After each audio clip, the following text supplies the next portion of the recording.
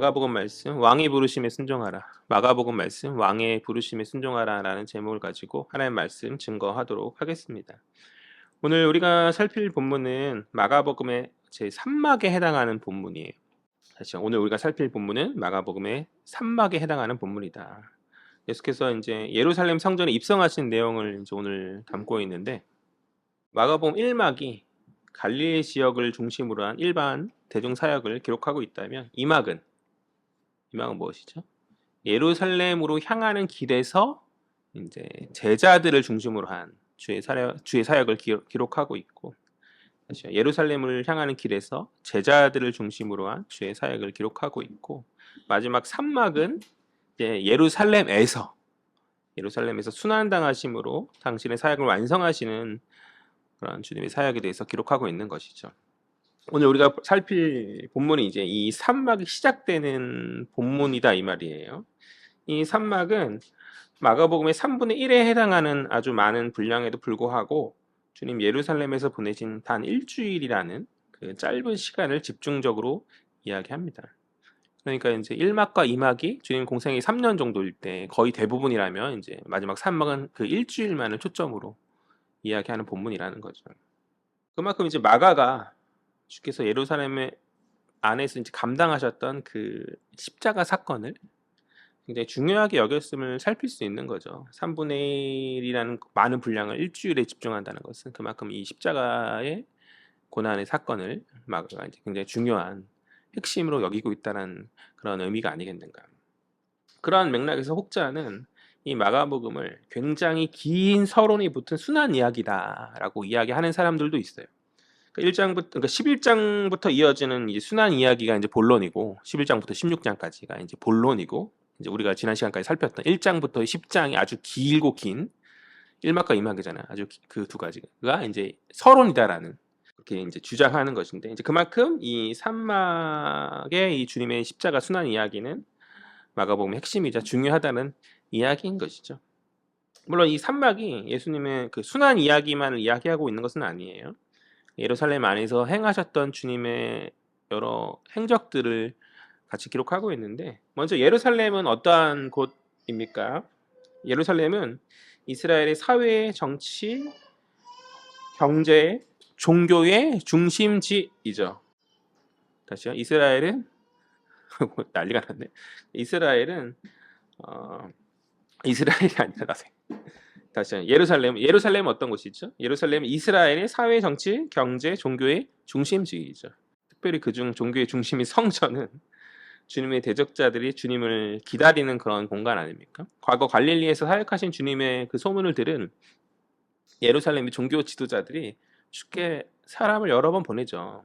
그런데 그들이 가져온 주님에 대한 보고는 달갑지가 않았어요. 그들이 듣기에. 왜 그러했습니까? 자꾸 율법과 전통을 무시하시는 듯한 어떤 주님의 행동과 가르침에 그들은 어떤 문제의식을 느낀 거죠. 그럼에도 예수를 따르는 많은 무리들이 계속해서 생겨나고 자꾸 주님의 인기가 올라가자, 이들은 이제 자신들의 어떤 기득권 같은 것들에 종교적 어떤 입지의 어떤 위기감을 느낌 가운데 주님을 적대하는 그러한 길을 택하거든요.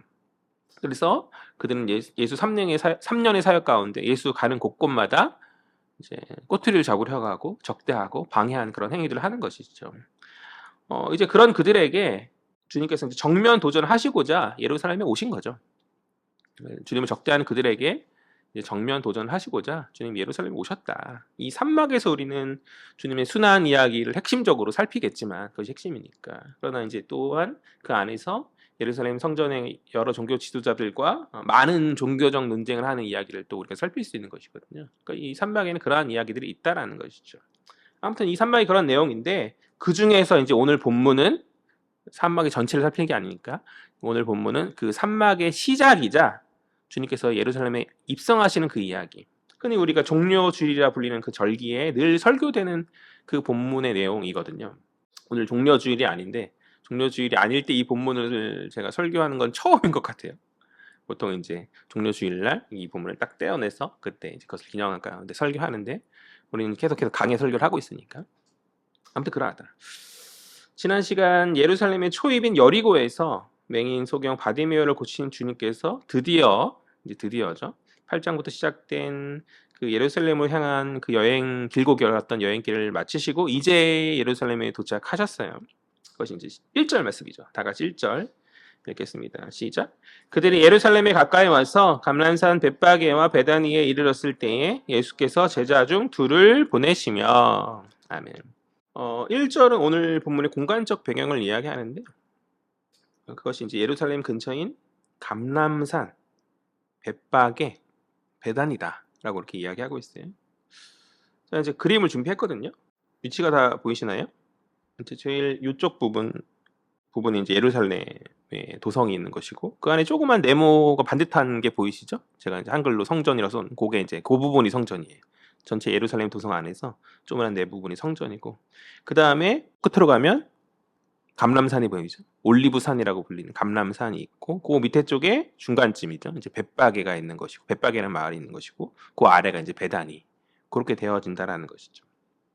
하나씩 다 살펴볼 거거든요. 먼저 감람산을 살펴보면 예수께서 이제 성전 사역을 하실 때 예루살렘 성 안에서 이 사역을 하실 때 낮에는 성전에 계시고 이제 밤에는 감람산에 가서 쉬셨어요. 그 산에서 쉬시고 단순히 쉬시기만 하신 것이 아니라 조용한 그곳에서 기도하셨죠. 예전에 이제 대학 다닐 때 이제 신학과 수련회를 가면 이제 교수님들하고 밤기도 올라가고는 했거든요. 산에서 주님이 그러셨던 것처럼 밤에 이제 기도한다. 요즘에 수련회 때 성도들 데리고 밤에 데려가면 아무도 따라가지 않을 것 같은 생각이 들긴 해요.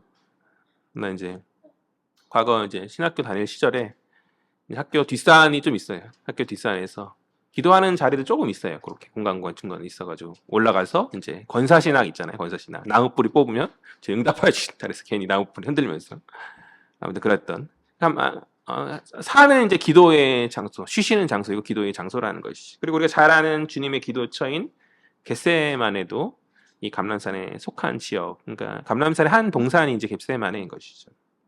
무엇보다도 한 장 또 넘기면 사진을 보듯이 인터넷에서 찾은 그 관광 그런 사진인데요.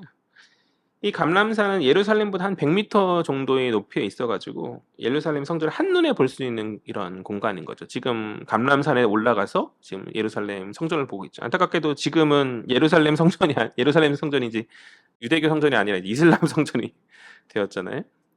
그럼 어쨌든 간에 한눈에 내려본. 그러니까 주님께서 감람산에 올라가셔서 예루살렘의 그 성전을 당신의 사역진 그것을 바라보시면서 마음을 품으신 가운데 그렇게 기도하셨다라는 것이죠. 또한 구약 스가랴의 배경 가운데서 이 감람산은 여호와께서 심판의 날에 서실 최후의 심판 장소이자 특별히 메시아의 오심과 관련된 그러한 공간으로서 그러한 어떤 예언적 성취 측면에서 마가가 이제 감람산이라는 이 장소를 빠뜨리지 않고 의도적으로 기록하고 있는 것으로 그렇게 보입니다. 다음으로 이제 벳바게 감람산 아래쪽에 있는 벳바게는 예루살렘 성전 밖에 있는 공간이지만 예루살렘에 포함된 그 예루살렘의 경계가 되는 그런 지역이에요. 우리 온수역이 그렇죠. 이제 그 해태 동상 있고 여기서부터 서울입니다라고 돼 있잖아요. 그죠? 온수 정도 되는 그런 곳이다라고 생각하면 될 것 같아요. 벳바게의 벳은 집이라는 뜻을 가진 히브리어의 베트거든요. 그러니까 정확하게는 베트바게가 되겠죠. 집이라는 뜻이고 그럼 파게는 무엇인가? 이제 파게는 무엇인가? 이제 무화과 나무라는 뜻. 그래서 합치면은 이제 무화과 나무의 집이라는 그런 뜻을 가지고 있거든요. 우리가 이제 부천이죠. 우리 교회 부천에 있죠. 부천이 예전에 이제 복사골로 불렸다는 거 아시죠? 저 어렸을 때만 해도 한 번도 그런 것을 본 기억은 없는데 부모님의 얘기를 들어보면 이 부천에 왔을 때 온통 죄다 복숭아 밭이었다. 그래서 이제 과거 사람들이 복사골이라 그렇게 불렀다라는 것이죠. 마찬가지로 그것처럼 이 벳바게가 이제 무화과 나무의 집으로 불렸던 이유가 이제 온통 무화과 나무가 이제 많이 있었기 때문에 그렇게 불려진 것으로 보여지고요. 우리가 이제 이후의 본문들을 통해서 우리 이제 다음 시간쯤에 되는 본문들을 통해서 보겠지만 주님 성전을 오고 가시는 그런 가운데 무화과 나무를 저주하시는 그 사건이 있거든요. 아마도 이 벳바게를 지나시는 가운데서 그곳에 있는 무화과 나무를 보시고 그렇게 그런 상황이 연출된 것이 아닌가라는 그런 생각이 들고요. 뭐 중요한 내용은 아니고 그렇게 보여지고 그 다음으로 이제 베단이죠. 베단이 제일 아래쪽에 있는 베단이는 예루살렘 경계에서는 조금 벗어난 공간. 그 온수가 아까 이제 벳박이었다면 이제 역곡쯤 되겠죠. 부천에 속한 역곡, 경기도잖아요. 딱 거기부터 서울과 경기가 나눠지잖아요. 그런 역곡쯤 되는 그런 공간이고. 주님 한 주간 동안 성전을 방문하시는 일주일의 사역, 그러니까 일주일의 기간을 이제 산막이 기록하고 있다고 했을 때, 그 일주일의 기간 동안 이 베다니에서 거주하신 가운데, 그곳에 쉬고 주무시고 하신 가운데서 이제 오고 가는 성전을 오고 감 가운데 방문하시는 것이죠. 총 3번의 방문을 이제 마가가 기록하고 있는데 오늘 우리가 살필 본문은 첫 번째 방문인 거고 그 다음부터 이제 두 번째, 세 번째 그 두 번째 방문에서 어떤 내용이 있었는지 또 세 번째 방문에서 어떤 내용이 있었는지가 이제 그 산막에서 계속 기록되어져 있다라는 것이죠. 벳박이와 마찬가지로 베다니의 배죠. 사실은 베트가 되어야죠. 똑같이 벳박이와 마찬가지. 벳박이와 마찬가지로 벳이 되어야 되는데 히브리어로 베트, 그러니까 집이라는 뜻이에요. 그러니까 벳다니가 되겠죠. 베트다니가. 그 다음에 이제 아니거든요. 이 아니는 고통당하는 그리고 이제 겸손한 낮은이라는 그런 뜻을 가지는데 원래 이제 고통당하는 원뜻이고 그것이 좀 의미가 확장돼서 이제 겸손함까지 낮은과 어떤 겸손함까지 그 의미가 확장되는 것이죠. 합치면 아무튼 고통당하는 이의 집, 고통당하는 자의 집 아니면 이제 겸손한 자의 집, 겸손한 이의 집 뭐 이렇게 우리가 이해하면 될 것 같아요. 아내한테 잠깐 이야기했던 아내는 고통당하는 집은 이상하다. 겸손한 이 집이 좀 괜찮을 것 같다. 그렇게 이야기를 잠깐 하더라고요. 벳박이가 무슨 뜻인지, 베다니가 무슨 뜻인지 알아? 이렇게 물었더니 그 얘기 와중에서 아무튼 그런 의미를 가진다. 저는 상징적 의미가 있는 것 같아요. 그러니까 고난을 감당하시기 위해서 지금 예루살렘에 오신 거잖아요. 그렇죠? 뭐 주님 종교 지도자들과 여러 논쟁을 하시는 것 내용도 있지만 가장 핵심 순환 이야기고 그 고통을 당하시기 위해서 고난의 짐을 감당하시기 위해서 오신 주님이 거주하시는 그곳이 그 이름과 어울리는 장소였다. 그분의 사역과 어울리는 그런 장소였다는 것이죠. 아마도 이 베다니에서 주님이 거주하셨던 집은 나사로의 집이 아닌가. 죽었던 나사로가 이제 마가복음에 기록되지 않지만 요한복음을 보면 죽은 나사로가 살아난 사건이 기록되어지고 있는데 아마도 죽은 친구라고 불렸던 나사로, 주님께서 유일하게 친구라고 불렸던 사람이었던 것 같아요. 그 나사로의 집에서 유하고 계셨던 것으로 보이고 뭐 그것이 아니라고 하면 우리가 이제 마가복음 15장에 나병 환자 시몬의 집에 이제 계시는 그런 장면이 나오는데 향유옥 그곳에 계실 때 이제 어떤 여인이 와서 향유옥합을 깨뜨리는 뭐 시몬의 집일 수도 있겠죠. 제 생각에는 주님이 친구라 불렸던 어떤 그런 나사로의 집이 아니었겠는가라는 게 저희 생각이고 그것은 뭐 천국 가서 확인해야겠지만 이제 갈릴리에서 아마도 이제 장모 그 갈릴리에서 베드로의 집에 안드레와 베드로의 집에 거주하셨던 것으로 추측되는 것처럼 마찬가지로 주님 이 베다니에서 나사로의 집에 거하고 계셨던 것이 아닌가. 아무튼 간단한 서론적 어떤 내용들, 어떤 배경적 내용을 살펴보았고요. 이제 주님 제자 둘을 맞은편 마을로 보내시죠. 베다니에 도착하셨던 것 같고 그 맞은편 마을로 보내세요. 그 맞은편 마을이 어디예요? 벳박이 아니겠어요? 우리 2절과 3절 보죠. 다 같이 읽겠습니다. 시작. 이르시되 너희는 맞은편 마을로 가라. 그리로 들어가면 곧 아직 아무도 타보지 않은 나귀 새끼가 매어 있는 것을 보리니 풀어 끌고 오라. 만일 누가 너희에게 왜 이렇게 하느냐 묻거든 주가 쓰시겠다 하라. 그리하면 즉시 이리로 보내리라 하시니. 아멘. 아마도 이제 베다니의 그 나사로의 집에서 제가 이제 추측하건데 그 예루살렘 지난 시간 여름의 초입으로부터 이제 베다니까지 온 거죠. 그런 여행 길을 오셨는데 그 여행의 여독을 풀으신 주님께서 예루살렘 입성을 준비하시기 위함 가운데 건너편 마을인 벳박에 제자들을 먼저 보내어서 나귀 새끼를 끌고 오게 하시는 그런 모습인 것 같아요. 그 3절을 보니까 나귀 주인이 그것에 대해서 의문을 표할 때 제자들이 행할 어떤 행동 지침까지 주님 말씀하여 주시는데 그 지침이 무엇이죠? 주가 쓰시겠다 하라라는 어떤 이야기를 그에게 하는 것이죠. 이 주의 명령을 들은 제자들은 그 주의 말씀에 순종하여서 나귀를 얻기 위해 가는 거죠. 그것이 4절, 5절, 6절의 내용인데요. 다 같이 살펴보겠습니다. 시작. 제자들이 가서 본즉 나귀 새끼가 문 앞에 거리에 매여 있는지라 그것을 보니 거기 서 있는 사람 중 어떤 이들이 이르되 나귀 새끼를 풀어 무엇에 하려느냐 하매 제자들이 예수께서 이르신 대로 말한데 이에 허락하는지라. 아멘. 그러니까 주의 말씀대로 나귀 새끼가 묶여 있었고 문 앞에 또 그것을 그것을 이제 가지고 가려 하니 마찬가지로 주의 말씀대로 주인이 와서 그것에 의문을 표하더라. 이에 주님이 말씀하신 대로 주가 쓰시겠다라고 이렇게 이야기하자 역시나 주의 말씀대로 주인이 허락하더라는 것이죠. 어떤 학자들은 이 상황이 이해가 안 돼서 이것을 이해하기 위해서 아마도 이제 주님께서 나귀 주인과 미리 상의하신 가운데 그것을 예비하신 것이 아니겠는가라는 그런 제안을 하거든요. 뭐 그것도 뭐 그럴 수 있다라고 생각하지만 저는 그보다는 예수가 메시아라는 소문이 이미 예루살렘까지 많이 그렇게 퍼져 있는 상황이란 말이죠. 그런 가운데 예수께서는 당신의 전지하심 안에서 어떤 예수께 호의를 가지고 있는 그 호의를 가지고 기꺼이 자신의 것을 내어줄 수 있는 그 사람을 미리 아심 가운데 제자들을 보내신 것이 아닌가. 저는 후자라고 생각을 하는 편이에요. 뭐 전자도 상관없긴 하는데 어떤 주님의 특별하신 어떤 그런 모습을 보여주시는 장면으로 저는 이해하거든요. 뭐 어떤 상의하였다 이야기 미리 뭐 어떻게 해달라는 이야기가 마가복음 자체에서 나오고 있지 않기 때문에 그냥 본문 그대로 이해했을 때 저희 생각은 주님의 미리 아심 가운데 당신에게 기꺼이 내어줄 그 헌신의 사람을 미리 생각하심 가운데 제자들을 아심 가운데 제자들을 보내신 것이 아닌가.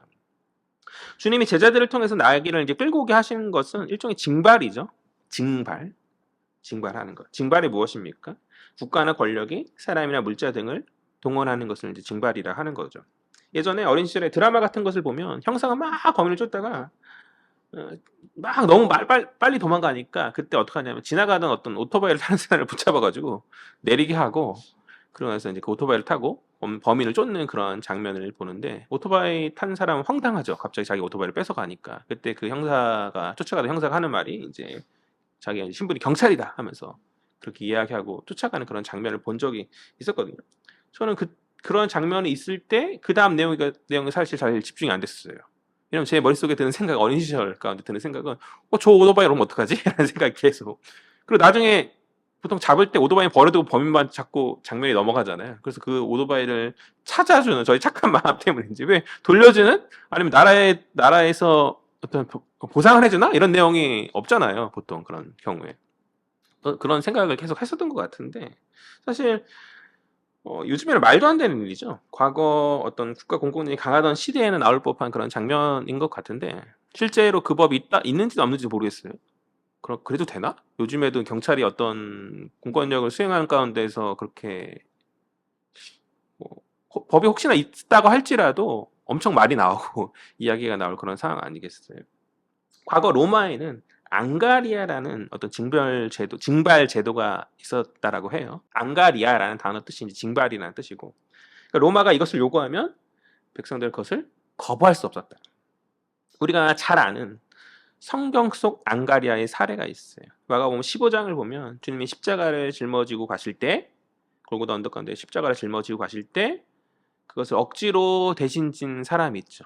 바로 구레네 사람 시몬 아닙니까? 로마 군인이 이제 억지로 그것을 구경하고 있던 시몬을 붙잡아다가 너가 이것을 져라라고 대신 시키는 그런 장면인 것이죠. 전 어린 시절에 주일학교에서 그것을 설교를 들을 때 이해가 안 됐어요. 아니 아무리 로마 군인이라도 시키만 하나? 경찰이 갑자기 와가지고 이것저것 해라라고 시키는 경우잖아요. 아니 안 한다고 하면 되잖아요. 거부하면 되지 않냐라는 생각이 드는데 그러나 이것은 강제적 징발임에도 합법적인 일이기 때문에 거부할 수 없는 명령인 것이고 만약 그것을 거부하면 어떤 구타를 당한다든지 어떤 심하면 벌금을 낸다든지 심하면 이제 목숨까지도 뺏길 수 있는 어떤 그러니까 반드시 따라야 될 명령인 것이죠. 제가 이 앙가리아에 대해서 이 징발 제도에 대해서 설명하는 것은 이 징발의 법이 권력자, 특히 왕의 권한이고 오늘 본문에서 이 장면은 주님이 왕으로서 그 앙가리아, 이 징발의 법을 수행하셨다 믿기 때문에 그런 거죠. 그러나 로마가 시행했던 그 앙가리아와의 차이가 있다고 한다면 구레네 사람 시몬의 경우에서 보듯이 로마의 권력은 그것을 억지로 행하게 하는 어떤 착취의 그런 것들이지만 주님께서 하시는 그것은 왕으로서 그러니까 억지로가 아닌 자발적인 헌신을 취하신다는 거예요. 그러한 차이가 있다는 것입니다. 그러니까 주가 쓰시겠다는 그 한마디에 그 어떤 다른 말을 더하지도 않고 따르는 그러한 헌신의 모습. 그러니까 주님은 그러한 순종을 기뻐하시며 그러한 순종의 헌신을 취하시는 분이시다. 여기에 우리가 우리 마음속에 새겨야 될 메시지가 있는 줄 믿습니다. 우리는 주를 진정한 왕으로 생각하고 모시고 있냐라는 것이죠. 주님이 우리의 주인 되시고 주님이 우리의 참된 왕이시라고 한다면 앙가리아, 주가 쓰시겠다라고 말씀하실 때 그 앙가리아, 징발의 명령 앞에서 우리는 무엇을 주저할 수 있겠어요? 나의 젊음, 나의 물질, 나의 시간 등등 그 무엇도 주를 위하여 기쁨으로 헌신하며 드릴 수 있는 것이 하나님 나라의 참된 백성의 모습 아니겠는가. 왜냐하면 주님께서 우리에게 더 큰 은혜를 주셨잖아요.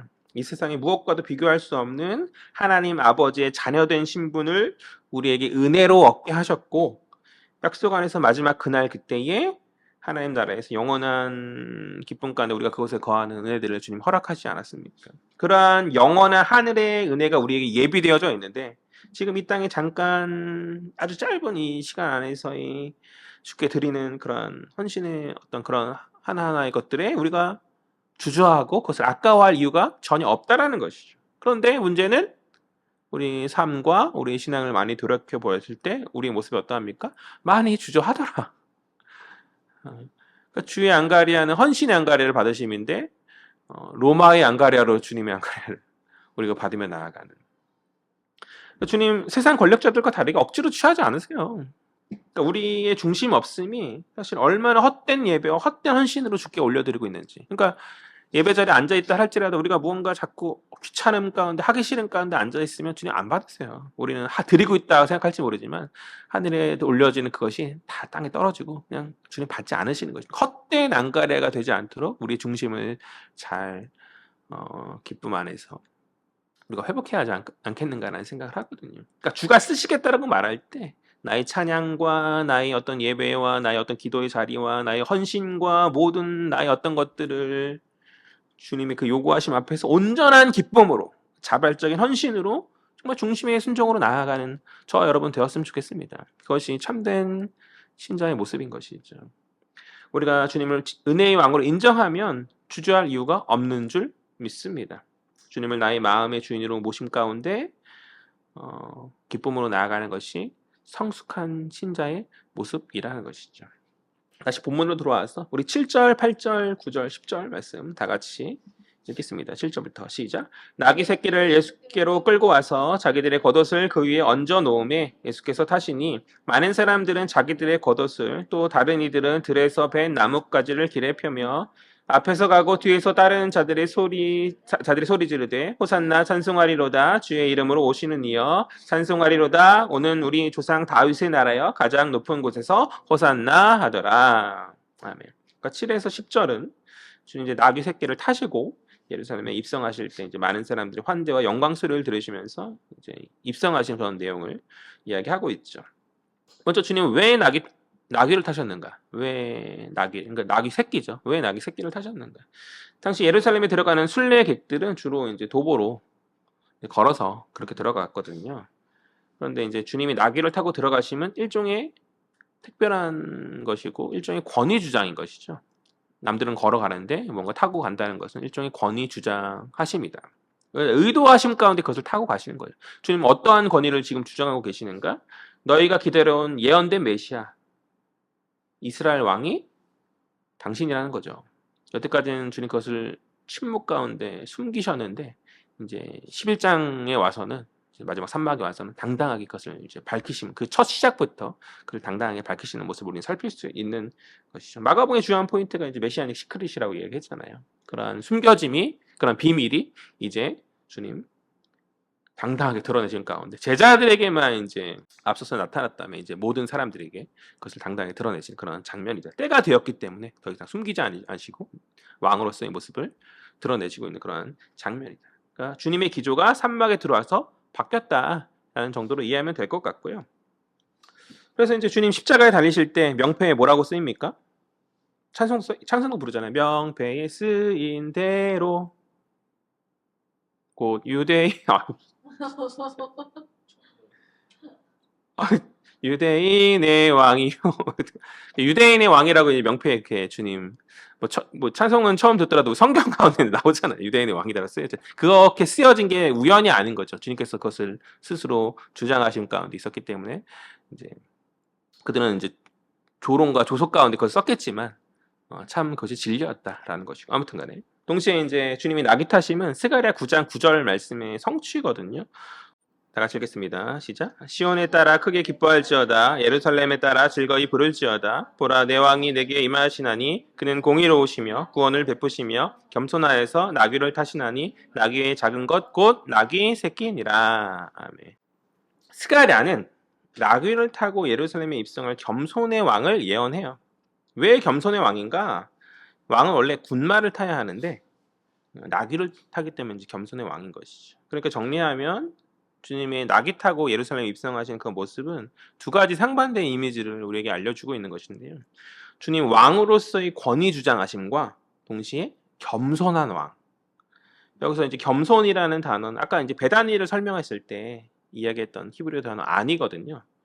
직역하면 고난 당한이라는 뜻이다. 아까도 제가 얘기했던 것처럼 이 단어가 이제 맥락적인 이해 가운데 그 의미가 좀 확장되어서 겸손이라는 뜻으로까지 이제 확장되어진 것인데, 하고 싶은 말이 뭐냐면 주님의 이 나귀 타고 오심이 먼저는 주님의 높으신 왕의 신분을 당당히 드러내신 것과 동시에 주님의 사명, 왕으로서의 사명, 그 사명이 무엇인가? 즉 낮은 곳에서 고난당하시는 자로서 겸손하게 오시는 왕임을 드러낸다는 것이죠.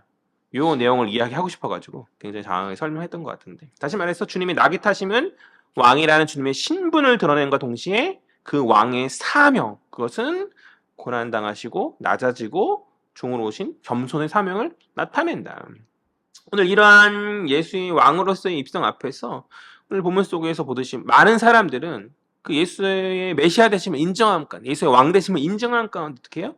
환대하면서 영광 돌리는 거죠. 주님의 신분을 인정한 가운데, 왕으로서의 신분을 인정한 가운데 환대하면서 영광을 돌리더라.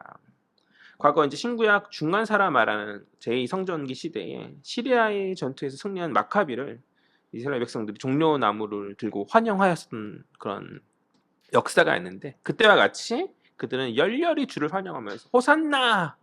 우리를 구원하소서라는 뜻이거든요. 호산나가 우리를 구원하소서라고 외치면서 왕신 주님을 환영하였다. 그러나 그들은 주님의 신분은 인정하고 있지만 뭘 깨닫지 못하고 있는 거예요? 주님의 사명은 깨닫지 못한 가운데, 그러니까 주님은 그렇게 그들의 뜻 가운데에서 그렇게 다윗과 같은 왕으로서 들어가신 것이 아닌데 전혀 다른 생각을 함 가운데 백성들은 주님을 환영하고 주의 사명을 깨닫지 못한 가운데 주님을 환영하고 환대하고 있는 그런 모습이다. 주님의 사명은 어떤 정치적인 어떤 것으로 세상 왕으로서 군림하는 그런 것이 아니라 자신을 내어주고 자신의 몸을 찢고 고난당하심으로, 제가 이제 마가복음 설교하면서 너무 많이 얘기해가지고 너무나 뻔한 이야기가 돼버린 것 같아요. 마가복음. 근데 마가복음 전체에서 그렇게 많이 얘기하고 있음에도 불구하고 사실 우리가 마가복음을 살피기 전에는 그 의미와 그런 것에 대해서 많이 생각하지 못했던 부분이잖아요. 제가 이제 설교하면서 계속 고난당하신 주에 대해서 계속 이야기하고 다윗 같은 메시아가 아니다, 세상 권력 취하는 것이 아니다 하고 너무 그것을 많이 이야기해서 너무나 익숙하지만 우리가 많이 그 전에 이해하지 못하고 깨닫지 못했었던, 주님의 사명 공중권세 잡은 사단을 물리치시고 하나님 나라를 온 땅에 임하게 하는, 그러니까 당신의 고난당하심 안에서 그것을 이루게 하시는 그것이 주님의 사명이었다라는 것이죠. 그들이 자신의 겉옷을 주님이 가시는 길에 깔고 일종의 이제 레드카펫을 펼쳐서 주님을 환영하는 그런 장면이거든요. 그렇게 주님을 환영하지만 외치는 자들의 그런 기대와 주님의 사명은 달랐다. 다른 두 마음이 지금 가고 있는 장면으로 그렇게 이해하면 될 것 같아요. 이것을 우리에게 적용해 볼 때 주님 친히 나귀 타심으로 당신의 왕 되신 신분을 보임과 동시에 그 왕의 사명이 고난과 낮아진 어떤 종됨의 겸손임을 보이셨단 말이에요. 그렇다면 머리 대신 주님의 몸된 교회가, 우리가 지체잖아요. 주님의 지체잖아요. 마찬가지로 그것을 드러내야 하지 않겠는가. 먼저 첫 번째로 공동체에 속한 지체들이, 성도들이 세상 가운데 좀 당당했으면 좋겠어요. 우리가 왕의 신분을 깨닫고 왕의 신분임을 깨닫고 세상 가운데 좀 당당하게 나아갔으면 좋겠다. 제가 예전에 했던 명랑했으면 좋겠다. 머리 대신 주님이 왕이신데 우리가 세상에서 주눅들면서 살 일이 뭐가 있겠냐라는 것이. 우리의 신분이 전혀 하찮지 않고 왕의 신분인데 무언가 자꾸 세상의 세파 앞에서 뭔가 주저하고 뭔가 자꾸 억눌리고 막 그렇게 나아가는 그러한 모습은 왕 대신 주님 온전히 인정하지 못한 우리 연약함이다 라고 우리가 그렇게 이해하면 될 것 같아요. 우리는 당당하게 명랑하게 세상에 손가락질하고 한다라도 우리가 진리 안에 서 있다라고 한다면 그것을 당당하게 외치는 주님의 몸된 지체로서의 우리의 신분을 온전히 깨닫는 저와 여러분 되었으면 좋겠다. 그리고 두 번째, 그렇게 당당하게 살아감과 동시에 왕된 신분으로 당당하게 살아감과 동시에 주님의 사명을 몸된 우리가 또한 잊어서는 안 되는 것이죠. 주님의 사명이 무엇이라 했습니까? 이 땅 안에서 자신의 몸을 찢으시고 내어놓으심으로 하나님 나라를 완성하시는 것이 하나님 나라를 임하게 하는 것이 주님의 사명이었잖아요. 마찬가지로 우리는 주님의 몸된 지체로서 주가 가셨던 그 사명을 감당한 가운데 주가 가셨던 그 길을 걷는 자들이 되어야 하는 것이죠. 주님이 가셨던 그 길은 무슨 길이죠? 고난의 길? 무엇보다도 십자가의 그 길 아닙니까? 그 십자가의 길을 걸어갈 수 있는 저와 여러분 되었으면 좋겠다. 우리가 전자, 왕으로서의 신분에 뭔가 방점을 찍은 가운데 마땅히 신분에만 찍은 가운데 사명에는 좀 둔감한 교회의 모습들이 있었지 않았는가라는 생각을 하거든요. 교회와 성도의 모습 안에서. 우리가 낮아지고 겸손히 나아가야 섬겨야 될 모습들이 분명히 있음에도 불구하고 우리 안에 어떤 은혜 안에서만 머문 가운데 주님으로부터 받은 그 은혜들을 주님이 자신의 몸을 찢으시면서 섬김으로 우리에게 주셨던 그 은혜들을 우리가 동일하게 섬김으로 전화해 주지 못하였던 우리 연약함이 많이 있지 않습니까? 그것을 생각하며 주가 가진 그 길을 걷는 자들이 되어야 된다. 저는 오늘날 이제 광장에 나가가지고 적지적 힘으로 세상을 바꿔보겠다는 자들이 잘 이해가 안 돼요. 광장에 가가지고 이제 광화문 같은 데 가가지고 막 구호 외치고 막 하면서 하는 그런 정치적인 어떤 걸로 세상을 바꿔보겠다, 조국을 바꿔보겠다는 이런 모습들이 믿는 사람들이 그런 모습들이 잘 이해가 안 돼요. 그것은 주님의 방법이 분명 아니거든요. 마가복음 보면 쭉 보잖아요. 우리가 한 번도 주님은 그렇게 세상을 바꾸려 하지 않으셨거든요. 조국의 교회가 이미 그것을 실험해 봤고 그것을 실행함 가운데 실패했다라고 저는 그렇게 생각해요. 과거 초창기 한국 교회는 새벽 기도와 어떤 순교적 마인드, 그러니까 신사참배의 핍박 안에서도 그것을 내가 죽으면 죽겠다라는 마음 가운데 그것을 거부하면서 나아갔던 그런 어떤 뜨거운 어떤 마음 가운데 그렇게 감당해 왔었죠. 그러한 모습으로 말미암은 가운데에서 하나님 은혜로 주님 교회를 부흥케 하시고 성장케 하셨다고 저는 그렇게 믿거든요.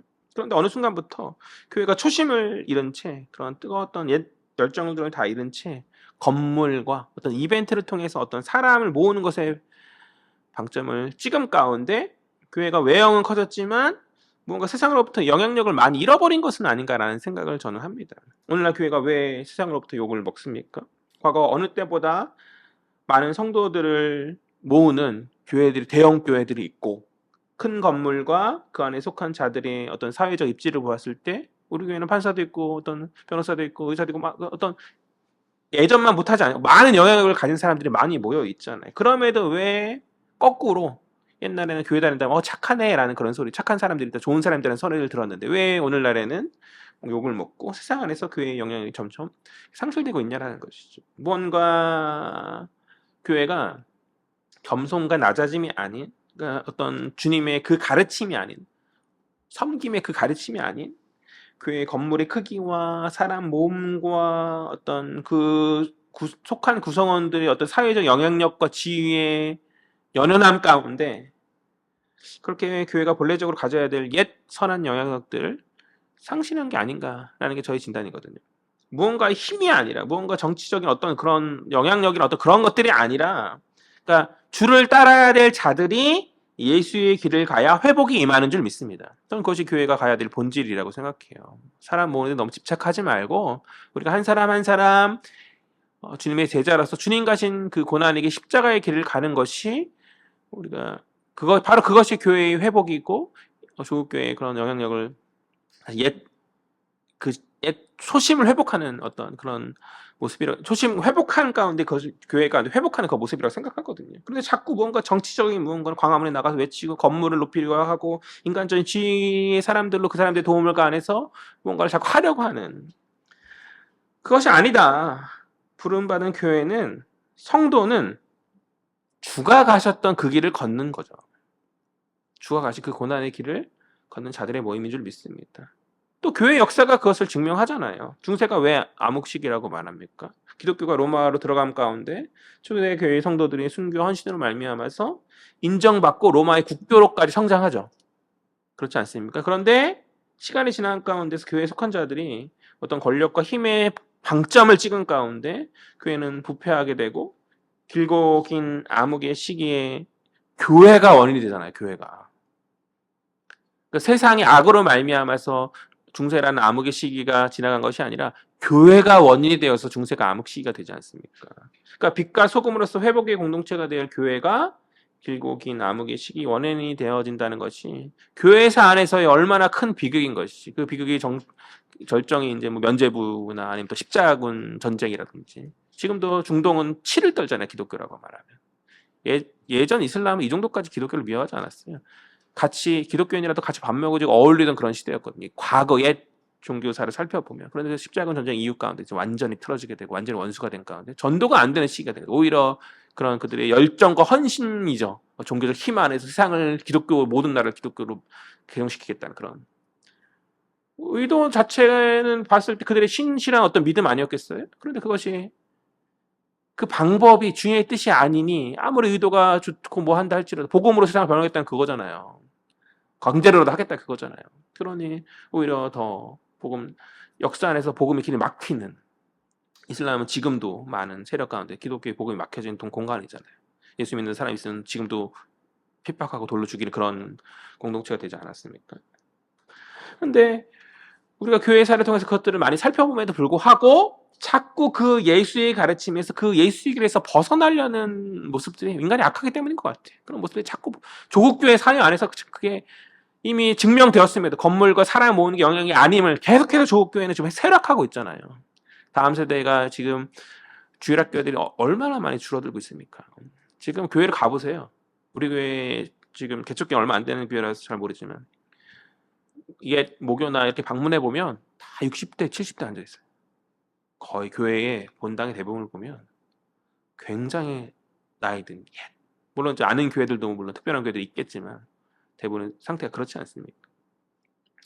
저는 주님 우리에게 원하시는 것이 교회와 신자에게 성도들에게 원하시는 것이 휘황찬란 결과가 아닐 거라 생각해요. 그 결과는 주님이 마음먹으시면 그냥 그렇게 이루시는 것이고 우리에게 원하시는 것은 과정 안에서 우리가 주의 뜻을 따르고 온전한 방향으로 나아가고 있는지 그것을 감당하는 주의 삶을 감당하는 자들이 주의 가르침과 주의 길을 온전히 지키면서 신실하게 걸어가는지 그것을 보기를 원하신다고 생각하거든요. 결과가 있든 없든 간에 끝까지 신실하게 우리는 결과가 실망스러움하다가 때려치고 말자 이렇게 말하잖아요. 그게 우리 마음인데 그럼에도 불구하고 신실하게 주님 오신 그날까지 가고 있는지에 대한 어떤 믿음을 주님 보시기 원하신다고 생각하거든요. 교회와 성도들에게. 우리가 신실함으로 주님의 기쁨이 되었으면 좋겠습니다. 신실함으로. 어떤 결과의 매임 가운데서 억지로 사람 모으려고 하지 말고 억지로 뭔가 이벤트로 뭐 잠시 보이는 교회의 어떤 사람의 많음과 어떤 또 그것을 통해서 어떤 힘을 어떤 교회의 안정을 위해서 교회의 건물을 쌓고 이런 것에 많이 집중하다기보다 물론 이제 교회 건축하고 이런 것들이 다 잘못됐다 말하는 게 아니에요. 교회의 필요에 따라서 복음을 위해서 해야 될 때는 해야겠지만 그것에 우리의 방점과 본질에 있는 것이 아니죠. 우리가 놓쳐버리면 안 되는 그것은 바로 주의 뜻, 주의 길을 걸어가는 그것. 그것은 고난의 길이었고 십자가의 길이었고 좁은 길이었다. 우리가 그것을 마다하지 않고 걸어가야 한다. 왕의 신분은 우리가 인정하면서 그것을 기뻐하지만 주의 사명을 애써 외면하라고 하는 우리의 어떤 얄팍한 신앙이 우리 가운데 또 조국교회 안에서 많이 있는 것은 아닌가. 신자 되길 원합니다. 주의 길을 담담히 따라가는 제자 되길 원합니다. 그것이 주님 기뻐하시는 성숙한 자의 모습이다. 마지막 11절 살펴보겠습니다. 다 같이 읽겠습니다. 시작. 예수께서 예루살렘에 이르러 성전에 들어가사 모든 것을 둘러보시고 때가 이미 저물매 12제자를 데리시고 베다니에 나가시니라. 아멘. 왕으로 입성하신 주님 성전에 들어가셔서 뭔가 하실 것 같은데 이제 그냥 잠잠하죠. 잠잠하게 뭔가 엄청난 환영 가운데 들어가셨는데 뭔가 큰일을 이루실 것 같은데 우리의 기대는 그렇게 하지 않으시고 조용히 그날 하루 둘러보십니다. 다음 날은 이제 성전 청결 사건이 이제 일어나는데 그 사건이 즉흥적인 어떤 분노함 가운데 행한 것이 아님을 우리는 이 대목에서 살필 수 있거든요. 그러니까 심사숙고된 왕의 감찰의 결과임을 우리는 살필 수 있는 거죠. 주님 왕으로서 성전을 친히 둘러보시며 권위적인 감찰을 이 11절에서 수행하고 계신다. 첫째 날을 그렇게 보내신다라는 거죠. 그런 안타깝게도 그 다음 본문이 이제 성전 청결 사건, 우리 다음 주에 살펴볼 텐데 성전 청결 사건에서 볼 수 있듯이 그 주님의 감찰의 그 판결의 결과가 좋지 못하였음을 우리는 이제 다음 시간 본문을 통해서 우리가 살필 수 있는 거죠. 안타깝게도 낙지였다. 엎어야 돼. 약간 고치고 말 그게 아니라 다 엎어버려야 될 그런 문제였다라는 것이죠. 그렇다면 오늘날 조국교회는 주님의 왕의 감찰 앞에서 과연 우리는 무사할 수 있을까요? 예루살렘 성전에서 지금 다 엎으시는데 다음 주에 성전 청결하실 말에서 조국교회는 과연 무사할 수 있을 것인가? 굳이 주님으로부터 답변을 듣지 않아도 우리가 이미 세상으로부터 판결을 많이 받고 있잖아요. 오늘날 조국교회가 많이 손가락질 당함 가운데 판결을 받고 있는 것이 아닌가라는 생각이, 씁쓸한 생각, 안타까운 생각이 저는 들거든요. 그러나 아직 기회가 있는 거죠. 아직 기회가 있다. 주님으로부터 마지막 그날의 꾸지람을 듣기 전에 이제 우리가 돌아온 그 모습이 있어야 되는 거죠. 아직 기회가 있다. 주님 오시기 전까지 이제 빨리 우리 각자의 자리에서 또 교회로서, 몸된 지체로서, 성도로서, 신자로서 우리가 이제 주의 뜻을 행하며 십자가의 길, 고난의 길을 걸어간 가운데 거룩의 회복을 온전히 가져오는 것이 오늘날 이 시대를 향한 우리의 성도를 향한 주님의 사명이다라고 저는 그렇게 믿습니다. 마지막 11절 하반절을 보면 성전 시찰을 마치신 주님께서 어디로 가시죠? 베다니로 가시죠. 베다니로 가세요. 앞서 말했듯이 베다니는 고통당하는 이의 집, 또 겸손한 이의 집이라는 그런 뜻인데요. 저는 고통당한 이의 집에 좀 방점을 찍고 싶어요. 안에 이제 고통당하는 집은 이상하다, 겸손한 집이다 라고 얘기했지만 저는 이제 고통당하는 이의 집이 좀 더 저한테 와닿는, 고난을 감당하시기 위해 예루살렘에 오신 주께서 그 여정의 밤을 이제 고통당한 이의 집이라 불리는 그 자리에 거하시는 거죠. 저는 상징적 메시지가 있다라고 생각합니다. 이는 구원의 역사가 흔히 사람들이 생각하듯 영광의 자리에서 시작하는 것이 아닌 고통의 자리에서 연약한 자들과 함께 머무는 것에서 시작됨을 보여주시는 것이라 그렇게 믿습니다. 그곳 베다니, 고통당하는 이의 집이라는 그곳 베다니에서 병에 걸려서 죽은 나사로의 어떤 사건이 있었고, 또 마르다와 마리아의 그런 어떤 상실의 슬픔이 있었고, 그밖에 되면 사람들에게 소외된 나병 환자 시몬의 어떤 그런 아픔이 있었죠. 주님께서 구원의 사명을 앞에 두고 이처럼 상처와 눈물, 연약함이 모여있는 자리에 머무셨다라는 거예요. 저는 그것에 의미를 두거든요. 이것을 우리에게 적용할 때 오늘도 주님은 흔히 기대하는 가장 빛나 보이는 영광의 자리보다 가장 아파하고 신음하는 베다니 같은 어떤 고통당한 이의 그런 자리에 계시는 분이신 줄 믿습니다. 교회는, 성도는 주님의 그 구원 사역을 목전에 두고 고통당한 이들의 집에 머무신 그 의미를 우리가 되새김 가운데 섬김의 자리로, 낮은 자를 향하여서, 고통당하는 자를 향하여서, 억눌림 자를 당한 자를 향하여서 섬김의 자리로 나아가야 하는 거죠. 교회의 사명은 빛나는 자리를 차지하는 데 있는 게 아니에요. 건물을 많이 짓고 사람을 많이 모으고 어떤 영광 가운데 서는 자리에 머물러 있는 것이 아니라 연약하고 공동체 안에 상처 입은 자들의 곁에서 머물름 가운데 위로하고 그들을 회복시키고 세워주는 것에 교회의 사명, 성도의 사명이 있는 줄 믿습니다. 우리는 영광을 드러내는 자리보다 아픔을 끌어안는 자리로 나아가야 한다. 오늘 주님의 배단이 고통당한 이의 자리에 당신의 구원 사역 직전에 머무셨던 것처럼 우리 역시 그들을 구원하기 앞서 그들을 감싸 안고 보다우면서 우리가 주님 우리에게 맡기신 그 회복의 사명을 감당해야 하는 것이죠. 저는 주님의 베다니에 가셨던 요 이야기가 단순히 그냥 거하기 위해서 가셨다라기보다 어떤 이러한 신학적 메시지를 주고 있는 것이 아닌가, 저는 그렇게 생각하고요. 오늘 보면 다 살펴보았어요. 말씀을 정리하죠. 첫 번째, 우리는 예수를 참된 왕으로 모시고 살아가야 한다. 첫 번째, 우리는 예수를 참된 왕으로 모시고 살아가야 한다. 주가 쓰시겠다는 한마디에 순종하며 나아갔던 나귀의 주인의 모습에서 우리는 주를 왕으로 인정하는 태도가 어떤지 살필 수 있는 거죠. 주가 쓰시겠다라고 말씀하실 때 우리는 나의 시간과 물질, 재능과 삶을 기쁨으로 내어드릴 수 있는 순종의 사람들이 되어야 하는 줄 믿습니다. 둘째, 왕이 영광만이 아닌 왕이 사명까지 받아들여야 된다. 다시 왕이 영광만이 아닌 왕이 사명까지 인정하고 받아들여야 된다. 예수를 메시아로, 이스라엘 왕으로 그렇게 환대한 군중은 왕의 신분을 인정했지만 그 주님의 고난의 사명은 이해하지 못했어요. 오늘날 우리는 그러면 안 되죠. 우리가 그들과 같이 교회의 어떤 영광만을 추구하면서 주님이 가셨던 그 고난의 그 길을 애써 외면하고 있는 것은 아닌지 우리가 점검해 보았으면 좋겠습니다. 조국교회의 모습이 그랬던 것 같아요. 왕의 신분을 인정하면서 그랬지만 왕의 사명에 대해서는 조금 무지하고 그것을 외면하라고 했었던 연약함이 있었지 않았는가.